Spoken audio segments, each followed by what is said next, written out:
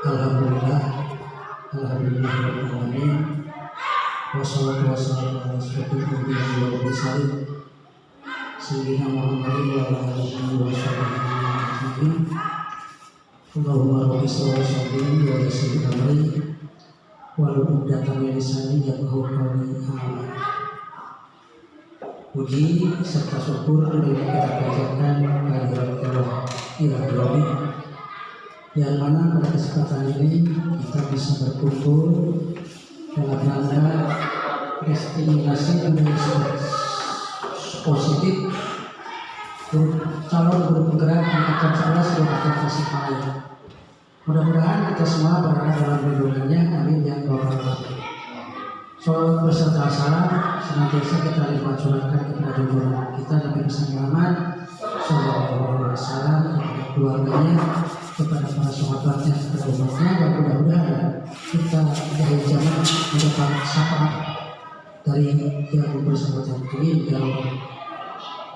Yang terhormat Bapak Kepala Sekolah yang kami hormati, Bapak Ibu Guru yang sama-sama hadir dalam acara destinasi ini.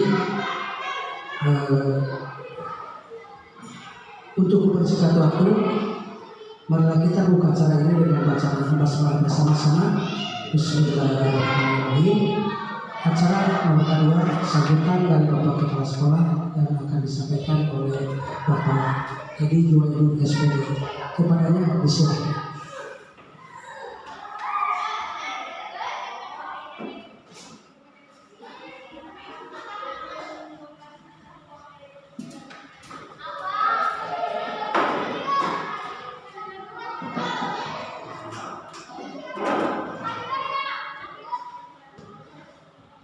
Bismillahirrahmanirrahim.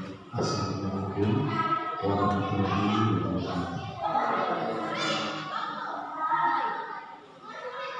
Puji syukur kita panjatkan kepada Tuhan Yang Maha Kuasa, bahwasanya pada hari ini kita bisa berkumpul di sini dalam rangka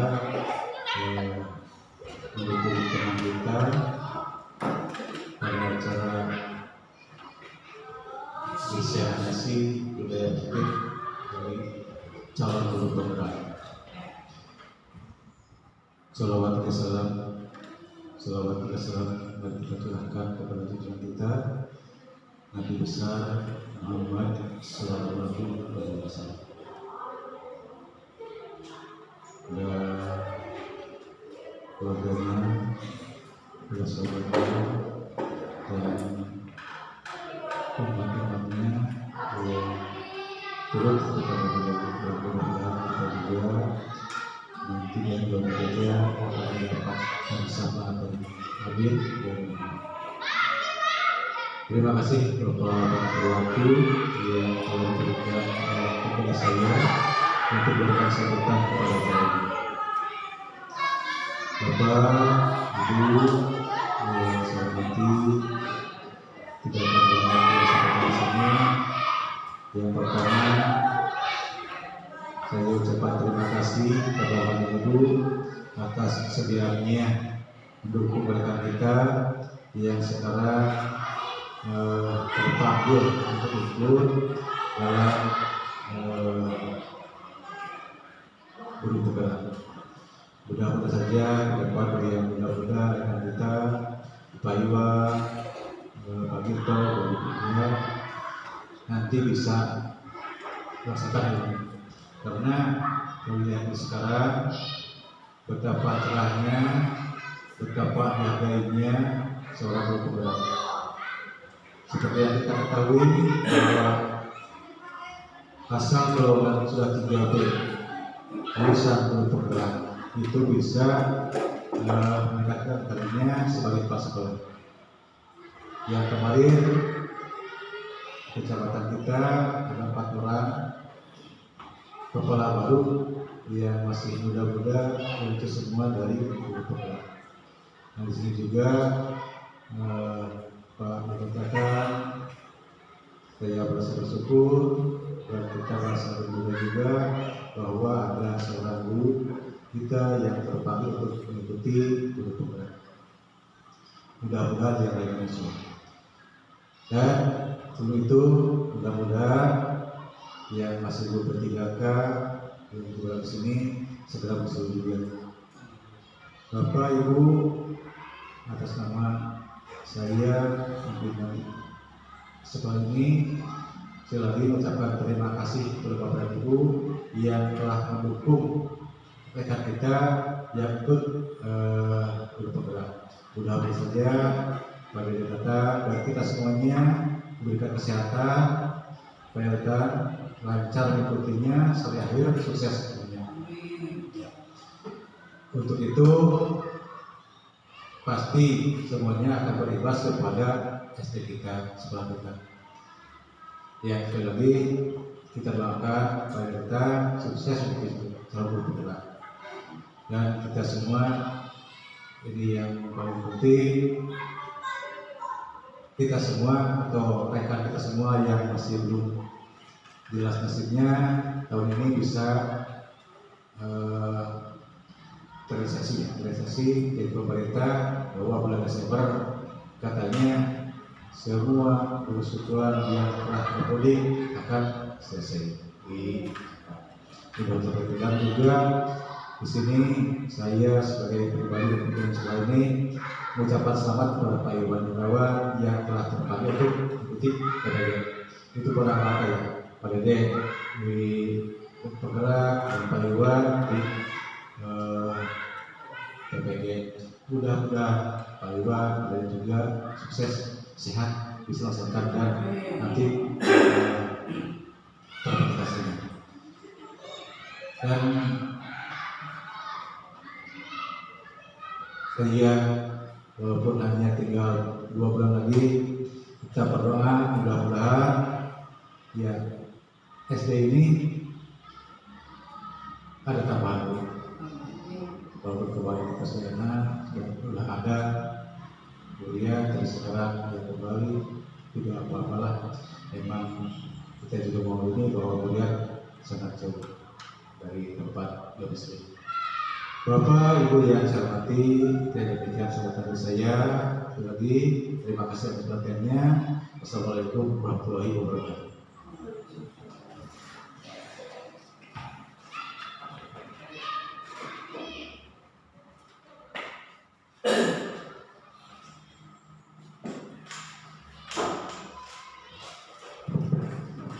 Terima kasih kepada Bapak Kepala Sekolah yang telah memberikan sambutannya.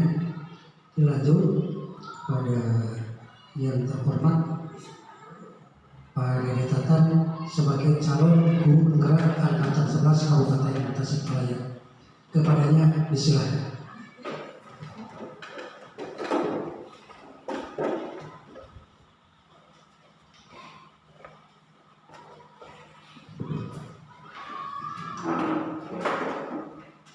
Bismillahirrahmanirrahim. Assalamualaikum warahmatullahi wabarakatuh.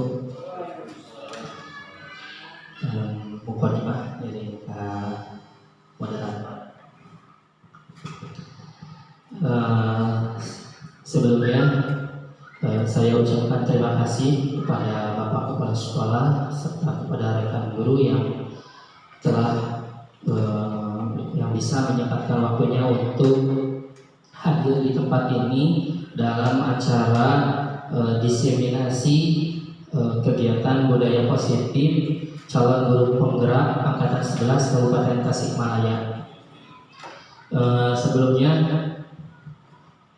diadakannya kegiatan ini merupakan salah satu tugas dari modul 1. Modul 1 ini terdiri dari 4 bagian. Modul aksi nyata 1.4 ini merupakan aksi nyata terakhir dari modul 1. Langsung saja.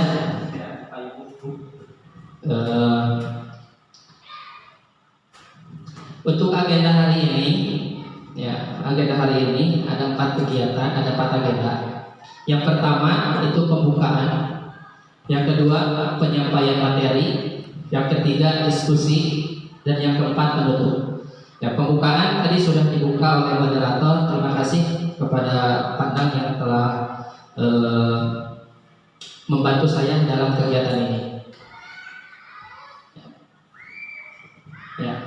Untuk skenario, nah ini untuk skenario kegiatan diseminasi ini, yang pertama pembukaan, ada ice breaking, kemudian yang kedua ada penyampaian materi yang terdiri dari 7 materi. Ada perubahan paradigma belajar, disiplin positif, motivasi perilaku manusia, yang keempat kebutuhan dasar, yang kelima posisi kontrol, di sini posisi kontrol guru, yang keenam keyakinan kelas, dan yang ketujuh segitiga restitusi. Yang ketiga penutup, refleksi, dan penutupan.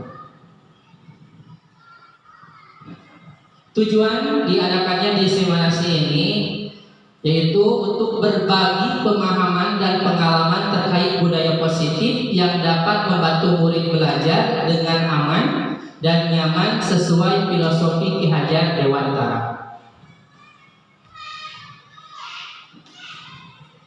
Kesepakatan dalam kegiatan diseminasi ini. Yang pertama, seluruh peserta memiliki kesempatan untuk berpendapat. Yang kedua, berpikiran terbuka dan saling menghormati. Jika ada satu peserta berbicara, maka peserta yang lain mendengarkan. Yang ketiga, berpendapat setelah dipersilakan. Yang keempat, berpartisipasi penuh dan mengikuti kegiatan dengan perasaan yang gembira. Nah, sebelum kegiatan diseminasi ini ada ice breaking dulu, ya. Ice breakingnya,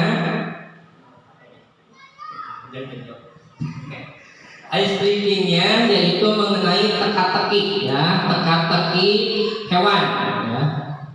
Teka-teki hewan ini, jadi harus menyusun sebuah hewan kuda yang sedang ditunggangi seseorang. Ya, kita mulai ya.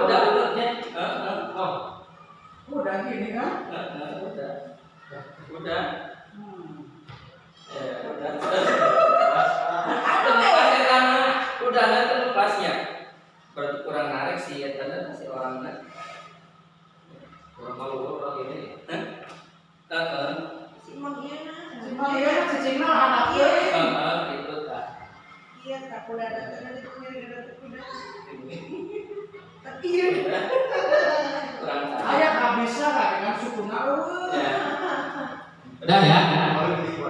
Lah? Lagi tinggi. Lagi tinggi jalanin aja. Ya. Nah itu ya. Mohon.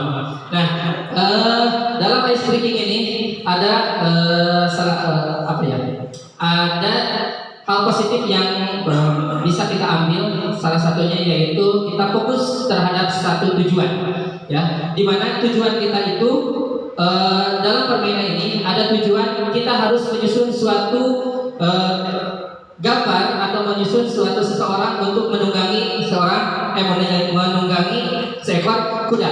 Nah, dalam kegiatan diseminasi ini kita juga bertujuan untuk tujuannya itu kita berada di lingkungan sekolah, kita bisa mengharapkan dengan adanya kegiatan diseminasi ini, kita mampu menerapkannya, kita mampu mengadakan budaya positif terhadap lingkungan sekolah kita, yang nantinya berimbas kepada peserta didik kita yang memiliki akhlak mulia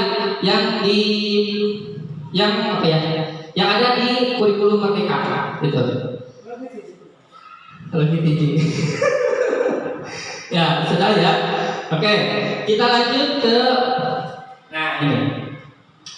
Nah, sebelum ke materi ada pertanyaan pemantik. Ya, mohon Bapak Ibu untuk menjawabnya. Pemberian hukuman dapat mendisiplinkan siswa. Apakah dapat mendisiplinkan siswa? Ya. Ya. Jadi hukuman itu dapat mendisiplinkan siswa. Yang kedua, pemberian hadiah meningkatkan prestasi siswa. Ya. Guru harus mampu memberikan solusi untuk setiap siswa yang bermasalah. Ya. Guru berperan sebagai teman bagi siswa. Iya. Ya. Jadi di sini, ya, pertanyaan tematik ini merupakan materi yang akan kita bahas nanti. Nah, kita masuk ke kontrol teori. Menurut Dr. William Glasser dalam kontrol teori, choice teori meluruskan beberapa miskonsepsi tentang makna kontrol. Yang pertama itu ada ilusi guru mengontrol murid, di mana kita tidak dapat memaksa murid untuk berbuat sesuatu jikalau murid tersebut memilih untuk tidak melakukannya. Nah itu, jadi tidak ada paksaan. Yang kedua, ilusi bahwa semua penguatan positif efektif dan bermanfaat, di mana segala sesuatu untuk mempengaruhi murid agar mengulangi suatu perilaku tertentu adalah suatu usaha untuk mengontrol murid tersebut. Yang ketiga, ilusi bahwa kritik dan membuat orang merasa bersalah dapat menguatkan karakter, yang mana penggunaan kritik dan rasa bermasalah untuk mengontrol murid menuju pada identitas yang gagal. Yang keempat, ilusi bahwa orang dewasa memiliki hak untuk memaksa, yang mana banyak orang dewasa yang percaya bahwa mereka memiliki tanggung jawab untuk membuat murid-murid tersebut ke dalam hal-hal tertentu. Nah, di sini menurut Dr. William ini ada 4 kontrol yang harus kita pahami. Selanjutnya yaitu stimulus respon ke teori kontrol. Ya, berkelanjutan yang tadi teori yang tadi. Nah ini perubahan dari paradigma stimulus respon kepada pendekatan teori kontrol. Nah di sini siapa sesungguhnya yang memiliki kontrol? Coba Bapak Ibu, siapa yang sesungguhnya memiliki kontrol? Guru atau siswa? Guru. Oke. Nah di sini kita bahas ada stimulus respon, ya, realistis kebutuhan kita yang sama. Kemudian ada teori kontrolnya, realitas kebutuhan kita berbeda. Ya. Jadi kebutuhan antara seorang guru dan siswa itu pasti berbeda, tetapi antara siswa dan siswa pasti mempunyai kebutuhan yang sama. Ya. Kebutuhan yang sama, di mana satu, kita siswa mungkin itu harus mendapatkan hak yang sama. Gitu. Kemudian stimulus respon yang kedua yaitu semua orang melihat hal yang sama. Stimulus kontrolnya yaitu setiap orang memiliki gambaran yang berbeda. Yang ketiga, stimulusnya kita mencoba mengubah orang agar berpandangan sama dengan kita. Teori kontrolnya kita berusaha memahami pandangan orang lain tentang dunia. Stimulus respon yang keempat, perilaku dilihat sebagai suatu kesalahan. Ya, teori kontrolnya semua perilaku memiliki tujuan. Nah, kita selalu menganggap apa yang dilakukan oleh siswa itu seolah-olah salah, ya. Nah ini perilaku buruk yang dilihat sebagai suatu kesalahan. Tetapi di sini mungkin ada siswa yang melakukan hal tersebut memiliki sebuah tujuan. Nah, di sini seorang guru atau seorang pendidik kita harus bisa mengontrol, kita harus bisa menstimulus peserta didik. Harus kita mempertanyakan mengapa dia melakukan hal tersebut.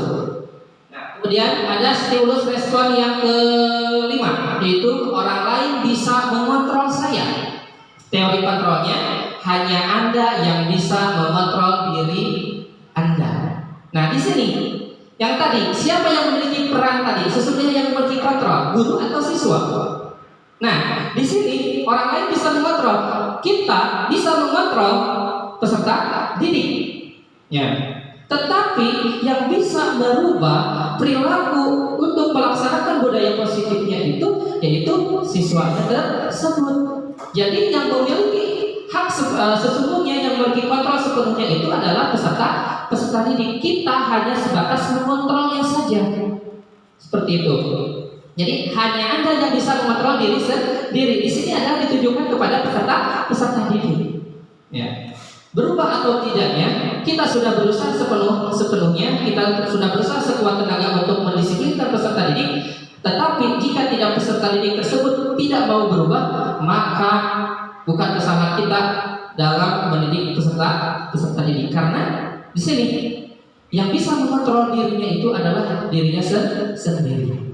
Kemudian stimulus respon yang ke-6, saya bisa mengontrol orang lain. Teori kontrolnya, Anda tidak bisa mengontrol orang lain. Stimulus respon yang terakhir yaitu pemaksaan ada pada saat bujukan gagal. Teori kontrolnya, kolaborasi dan konsensus menciptakan pilihan-pilihan baru. Nah, ini. Menurut Stephen R. Covey, bukunya dibaca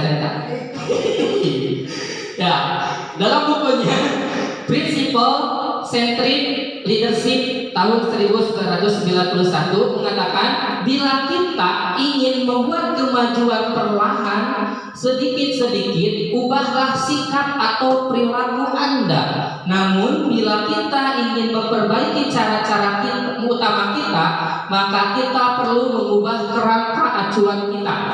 Ubahlah bagaimana Anda melihat dunia, bagaimana Anda berpikir tentang manusia, ubahlah paradigma Anda, skema pemahaman dan penjelasan aspek-aspek tertentu tentang realitas. Itu menurut Stephen R. Covey. Nah, ini ada pertanyaan pemantik lagi. Apa yang terlihat yang terlintas pada benak Bapak Ibu guru hebat tentang makna disiplin? Ya. Nah, gimana? Sudah melanggar aturan yang ditentukan oleh sekolah atau kesepakatan di kelas. Ya, tidak melanggar aturan yang telah ditentukan oleh sekolah. Ya, gitu. Oke. Materi selanjutnya ini kita. Nah, ini makna disiplin. Pasti dalam benak kita disiplin itu ada tertib, ada teratur, ada patuh. Ya. Tertib, patuh terhadap aturan yang tadi dikatakan Pak Iwan. Patuh terhadap aturan yang telah ditentukan oleh sekolah. Nah, kemudian tertib, ada teratur. Ini. Ya, sebelum saya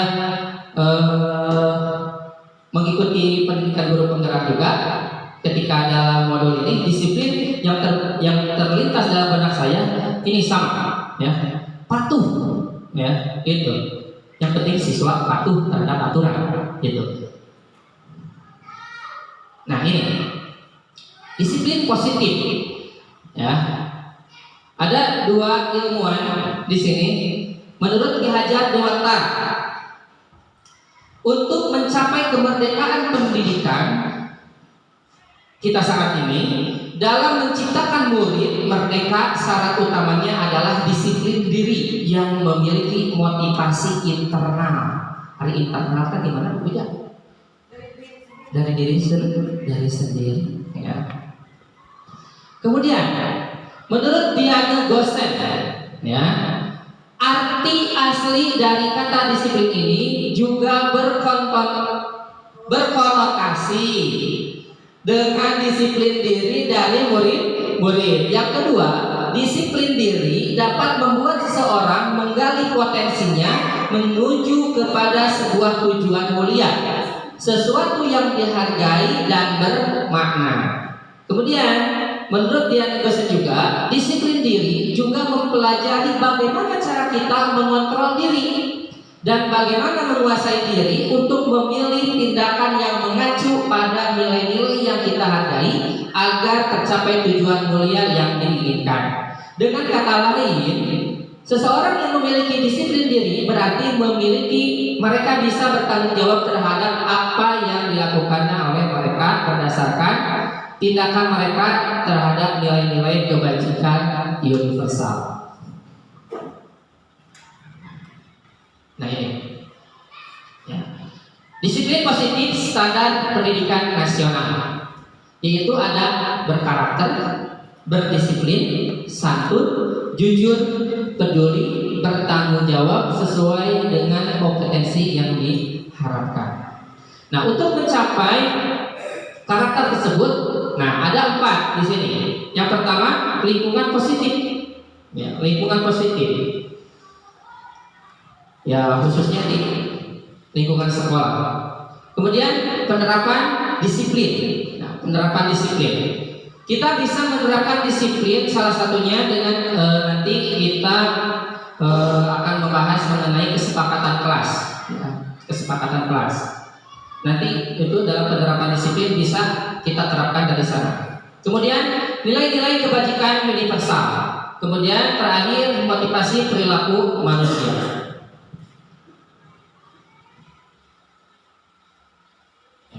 Yang pertama, disiplin positif.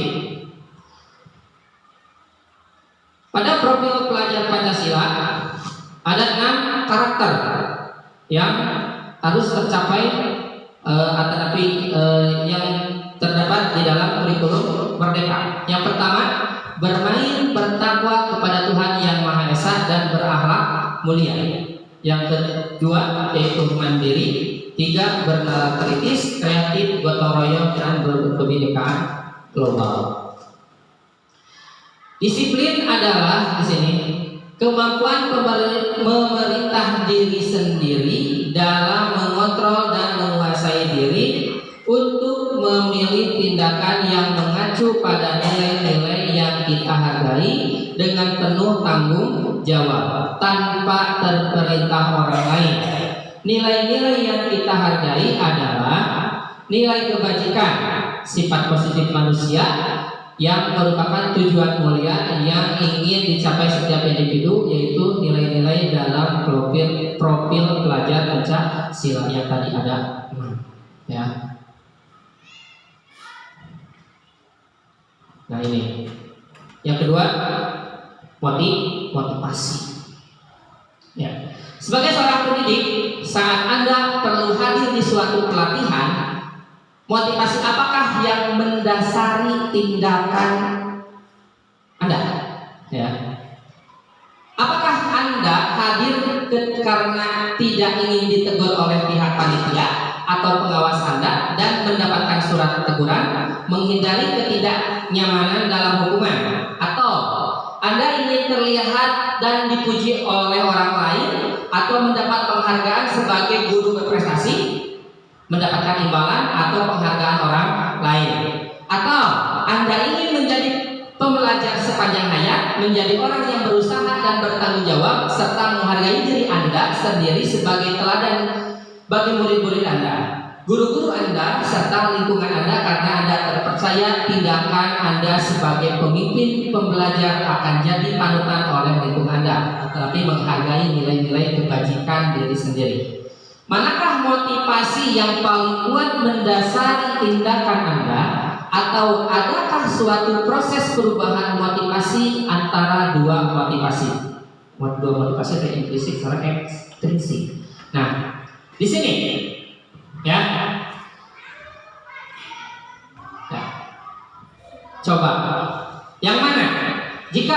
menugaskan tadi seorang pendidik Anda perlu hadir di suatu pelatihan. Motivasi Anda ketika datang ke pelatihan tersebut kira-kira yang mana? Ya, apakah ingin mendapatkan pujian dan sebagainya. Nah, pasti kita itu ini ya, ketika datang dalam suatu pelatihan, motivasi yang muncul itu adalah ingin di sini, ingin menjadi pembelajar sepanjang hayat yang nantinya ya yang tadinya akan menjadi teladan bagi murid-murid yang nanti bisa diterapkan ya di lingkungannya masing-masing.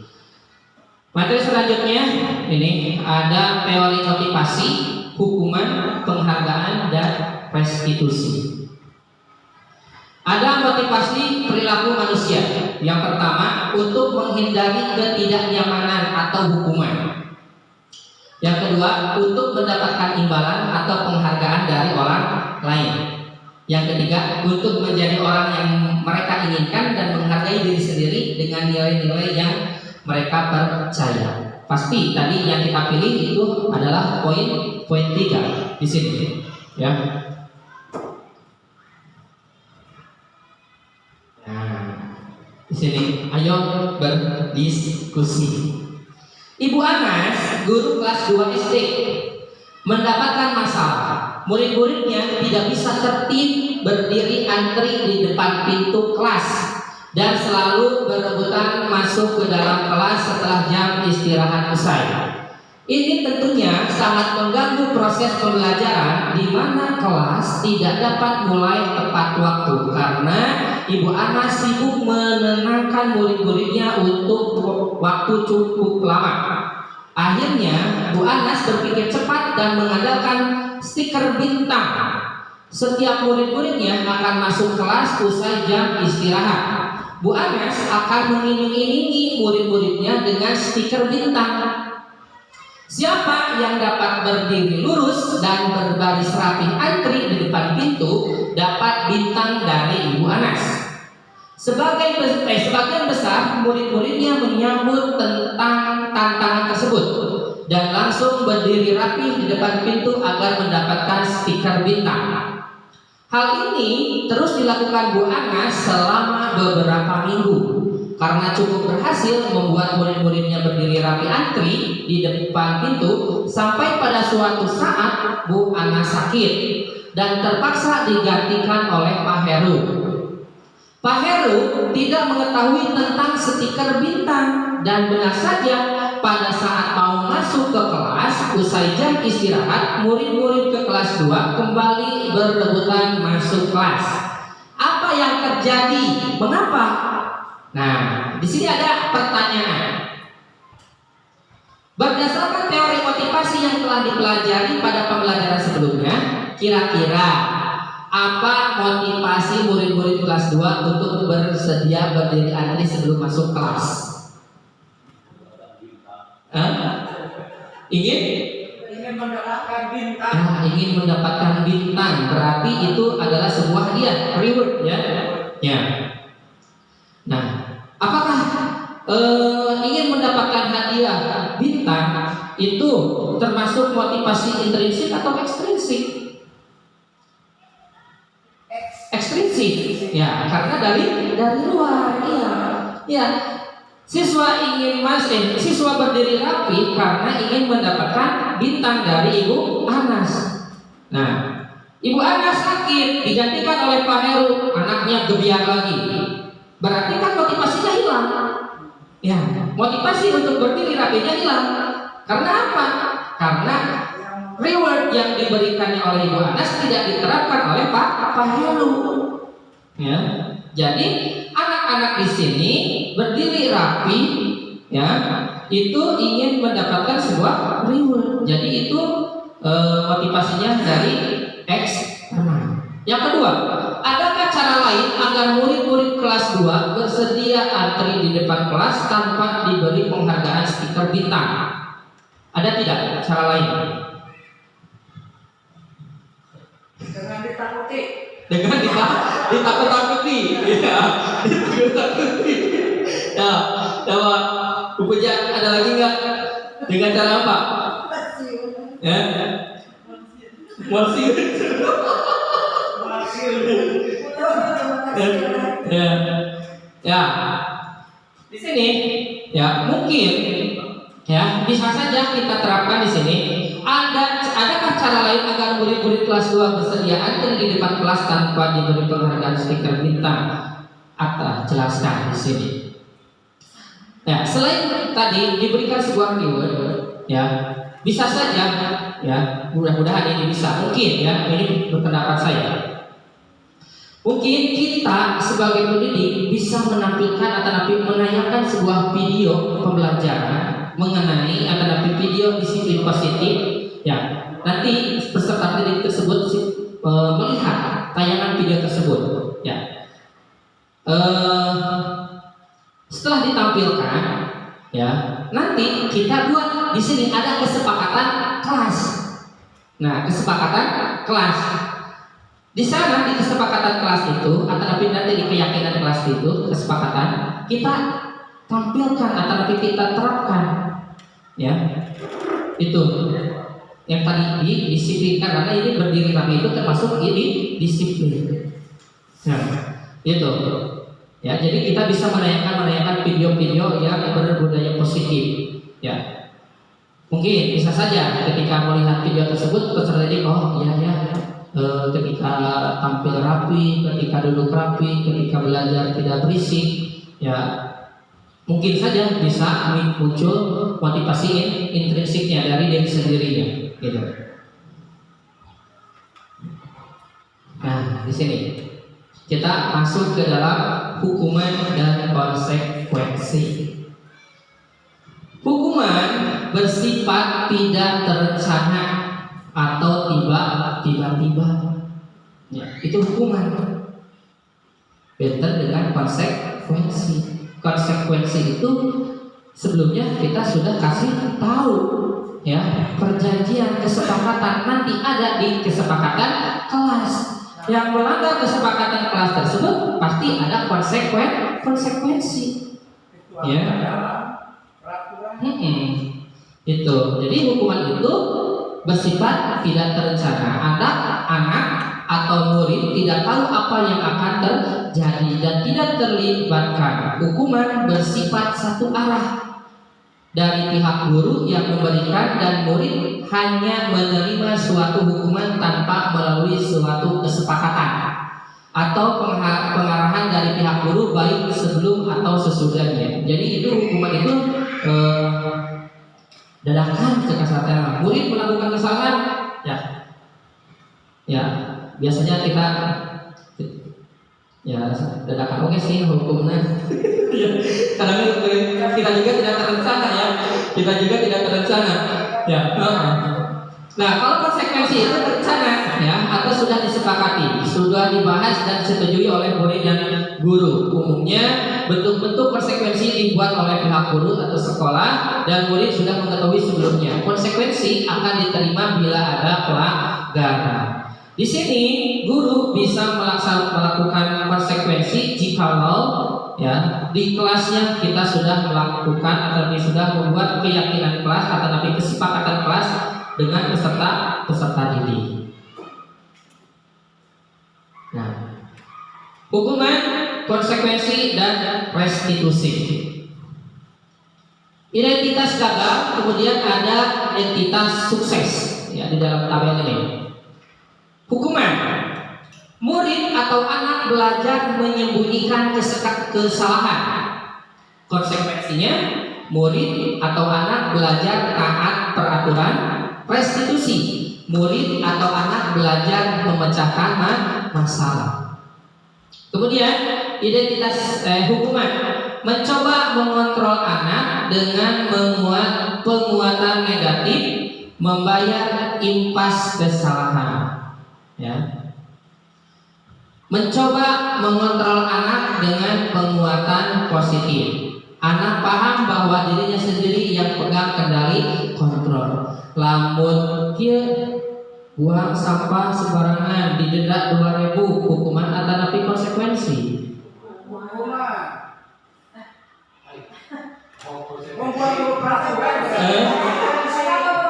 Iya, kalau kita secara dadakan, otomatis itu termasuk hukuman. Tetapi sebelumnya kita harus membuat dulu kesepakatan dengan peserta didik. Jika yang membuang sampah sembarangan didenda 2.000, kemudian ada peserta didik yang melakukan tersebut, kita ingatkan, maka itu termasuk konsekuensi. Ya.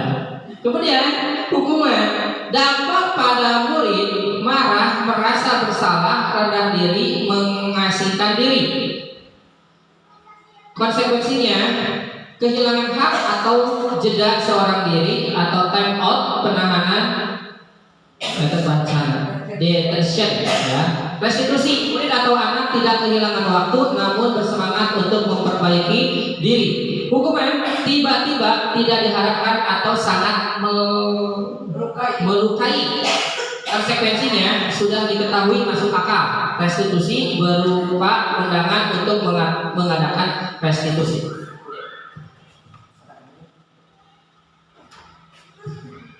Hukuman itu dibuat oleh guru. Konsekuensi dibuat oleh guru dan murid atau peserta didik. Restitusi dibuat oleh murid atau peserta didik.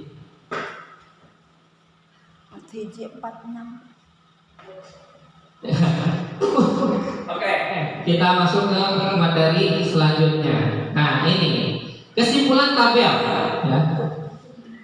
ya, kesimpulan tabel. Hukuman tadi bersifat tidak terencana atau tiba-tiba. Konsekuensi suatu terencana atau sudah disepakati. Kemudian di sini ada restitusi. Terencana sudah disepakati, sudah dibahas dan disetujui oleh murid. Murid akan paham akan kesalahannya dan memecahkan masalah yang dibuatnya sendiri. Murid akan mampu mengontrol diri. Itu restitusi. Apa yang mereka lakukan, mereka harus bisa memecahkan solusinya tersebut. Nah, ini hukuman atau konsekuensi. Mencatat 200 kali di dalam buku kalimat saya tidak akan terlambat lagi karena terlambat ke sekolah. Hukuman atau konsekuensi? Hukuman. Ya, karena tidak terencana, ya. Membersihkan coretan yang dibuatnya di meja tulis. Konsekuensi, ya. Menggantikan kertas tugas teman yang telah dicoret-coret. Konsekuensi. Murid diminta untuk push up 15 kali karena tidak menggunakan masker ke sekolah. Hukuman. Murid diminta bertelanjang kaki sepanjang hari karena tidak menggunakan sepatu warna hitam sesuai peraturan sekolah. Konsekuensi. Hukuman. Bertelanjang kaki. Hukuman. Ya, hukuman. Ya, berdiri di depan kelas sambil mengangkat kaki satu karena tidak bisa menjawab pertanyaan. Hukuman. Ya, gitu ya. Oke, kita masuk ke penghargaan. Ya, menurut Alpicon, ya, bahasa sana. Membukakan baik penghargaan maupun hukuman adalah cara mengontrol perilaku seseorang yang menghancurkan potensi untuk pembelajaran yang sesungguhnya. Menurut Kohn, secara ideal, tindakan belajar itu sendiri adalah penghargaan sesungguhnya. Kohn selanjutnya juga membukakan beberapa penyertaan dari hasil pengamatannya selama ini tentang tindakan memberikan penghargaan yang nilainya sama dengan menghukum seseorang. Di sini ada 6 penghargaan. Ya, yang pertama penghargaan tidak efektif. Yang kedua penghargaan merusak hubungan. Yang ketiga penghargaan mengurangi ketepatan. Yang keempat penghargaan menurunkan kualitas. Yang kelima penghargaan mematikan kreativitas. Yang keenam penghargaan menghukum.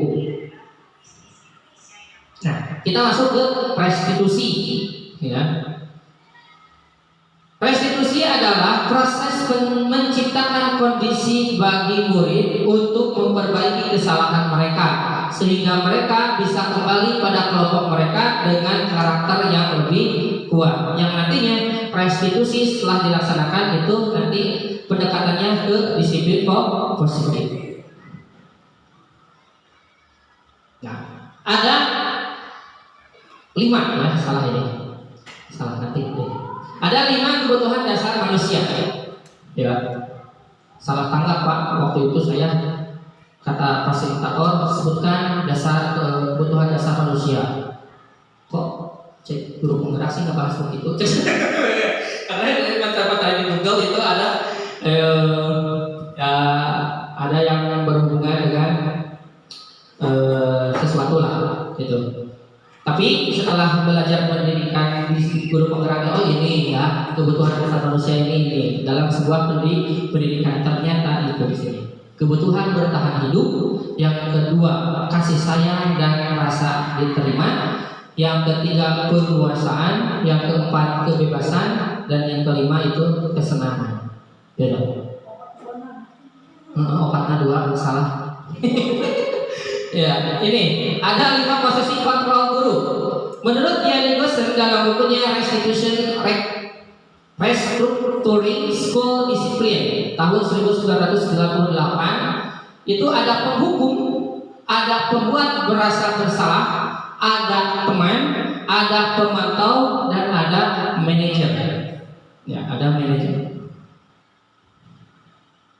Nah, posisi kontrol guru, ya, penghukum menggunakan hukuman disiplin atau verbal. Contohnya, patuhi aturan saya atau awas, ya itu.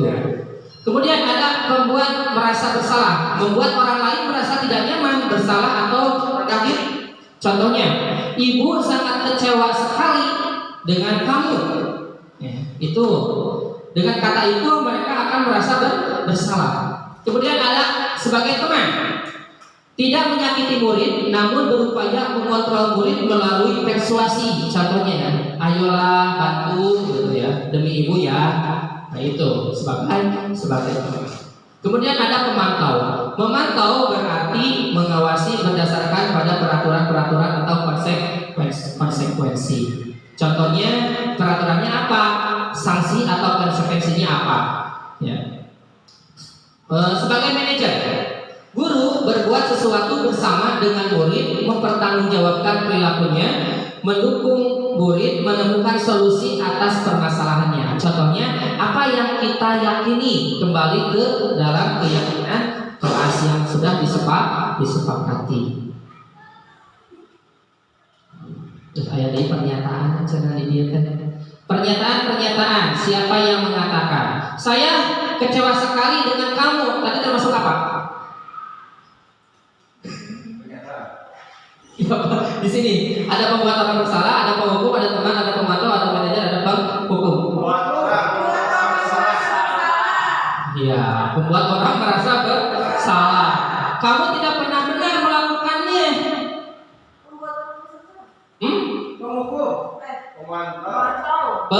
Pemantau. Ayolah lakukan demi ini, demi bapak, demi bapak. Teman, apakah kamu mau mendapatkan stiker bintang hari ini? Manajer. Bagaimana kamu bisa menyelesaikan masalah ini? Nah,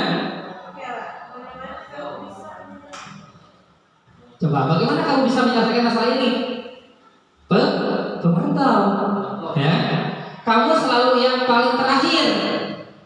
Ini membuat orang merasa bersalah, gitu, ya.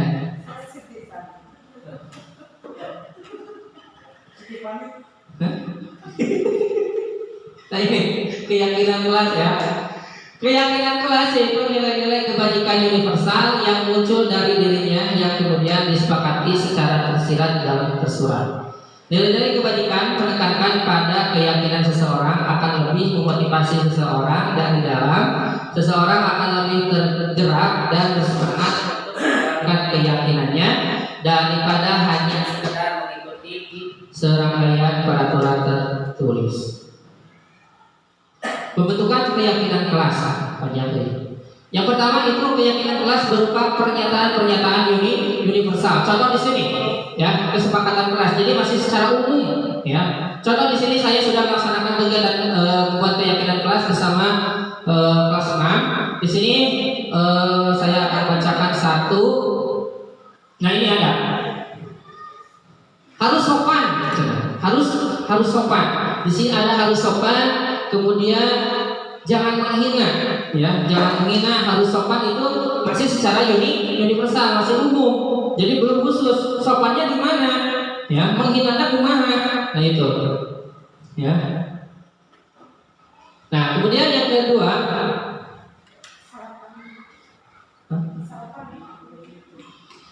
pernyataan keyakinan kelas senantiasa dibuat dalam bentuk positif. Ya. Keyakinan kelas hendaknya tidak terlalu banyak sehingga mudah diingat. Kemudian keyakinan kelas sebaiknya sesuatu yang dapat diterapkan di lingkungan tersebut. Semua warga kelas hendaknya ikut berkontribusi, bersedia meninjau kembali keyakinan kelas dari waktu ke waktu. Prosedur pembentukan keyakinan kelas: bercurah pendapat mengenai harapan dan keinginan keadaan kelas. Jadi dalam keyakinan kelas itu kita tanyakan kepada peserta didik, ingin seperti apa pembelajaran, apa yang diharapkan dalam pembelajaran tersebut, apa yang diharapkan di klaster ini, misalkan seperti itu, ya. Apa yang diharapkan ketika kalian mempelajari sesuatu dengan saya, misalkan seperti itu, ya. Cita-citanya apa, bisa saja seperti itu, ya.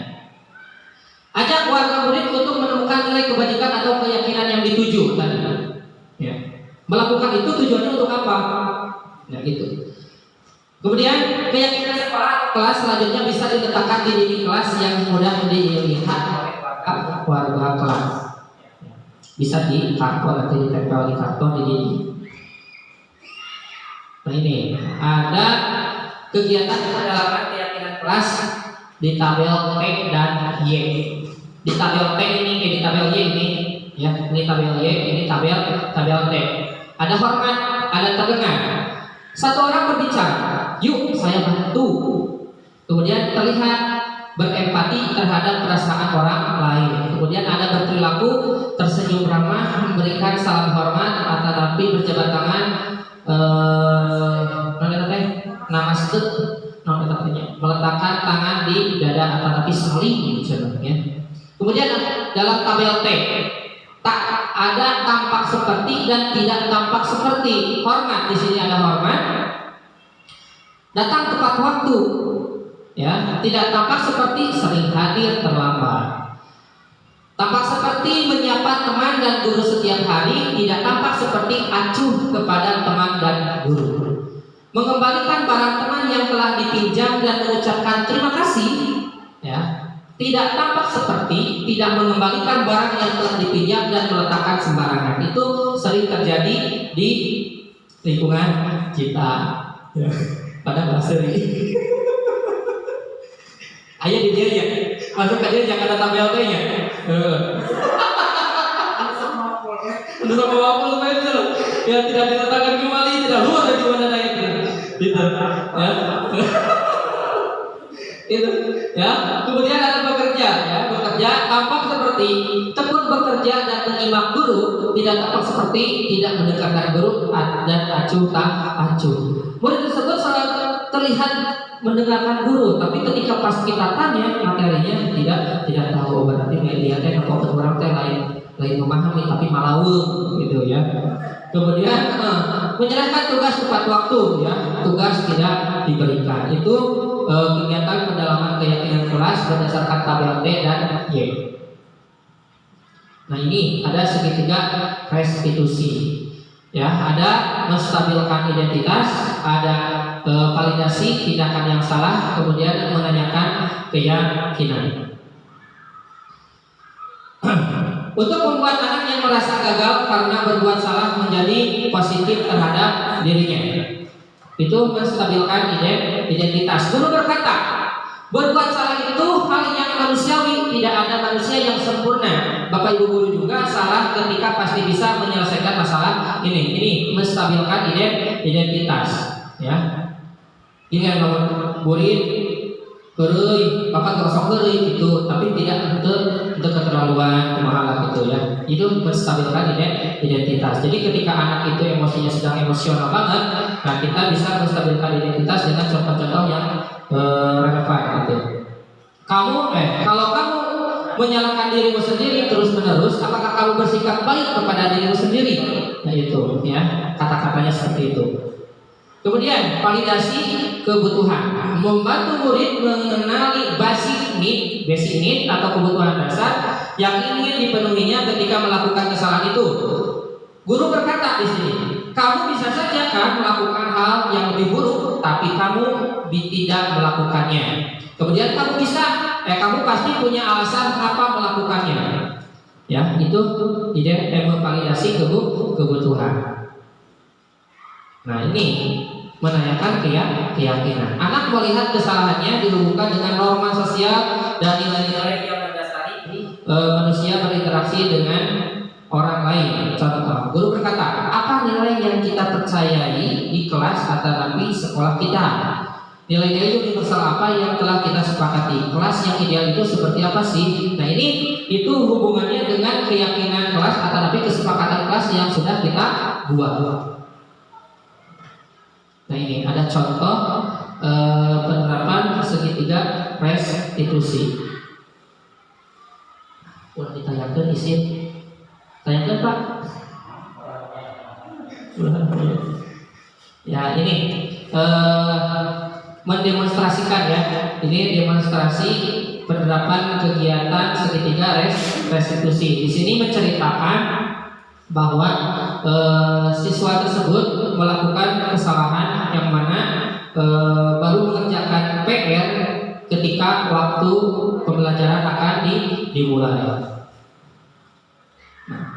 Kesimpulan, untuk membangun budaya positif, sekolah perlu menyediakan lingkungan yang positif, aman dan nyaman agar murid mampu berpikir, bertindak dan menciptakan dengan mereka mandiri dan bertanggung jawab. Mendukungkan motivasi intrinsik dapat dilakukan dengan cara mengajak murid membuat keyakinan kelas dalam mewujudkan visi dan tujuan bersama. Restitusi sebagai salah satu cara menanamkan disiplin positif pada murid merupakan bagian dari budaya positif di sekolah. Menerapkan segitiga restitusi dalam bimbingan murid berdisiplin positif agar menjadi manusia merdeka.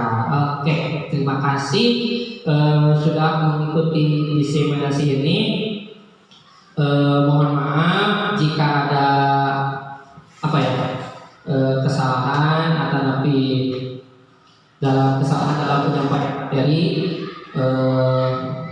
Sebelum ditutup ada refleksi dulu. Jadi bagaimana tanggapan Bapak Ibu ketika tadi mendengarkan materi yang ditayangkan di presentasi tadi. Menawi ayat refleksi di Bapak Ibu dulu.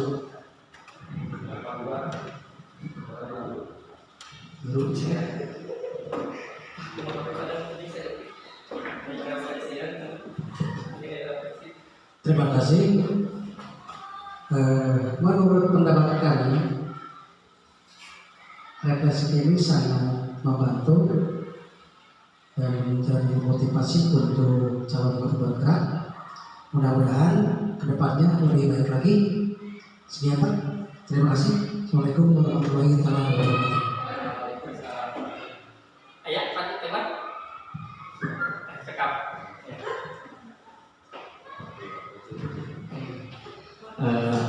Terima kasih kepada Pandang yang telah memberikan refleksinya. Mudah-mudahan kita di sini sebagai pendidik bisa menerapkan budaya positif, khususnya mungkin saya karena mungkin titik beratnya bukan titik berat tapi di sini mudah-mudahan saya bisa memberikan contoh kepada rekan-rekan dalam penerapan budaya positif di kelas, khususnya di kelas 6. Mungkin itu saja yang dapat saya sampaikan dalam kegiatan diseminasi budaya positif ini. Mohon maaf sekali lagi. Terima kasih atas waktu yang telah Bapak Ibu sempatkan. Saya tutup dengan bacaan alhamdulillahirabbil alamin. Wassalamualaikum warahmatullahi wabarakatuh.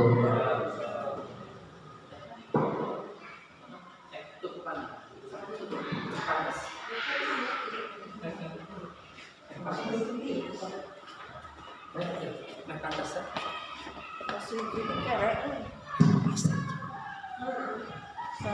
kasih kepada para delegatan dalam rangka diseminasi budaya positif Sabtu Penggerak Angkatan ke-11 Kabupaten Tasikmalaya. Marilah acara ini kita tutup bersama-sama dengan bacaan mandala. Alhamdulillahirobbilalamin. Mudah-mudahan kita semua berada dalam kelancaran. Amin ya rabbal alamin. Kami sebagai pembawa acara mohon maaf yang sebesar-besarnya. Wassalamualaikum warahmatullahi wabarakatuh.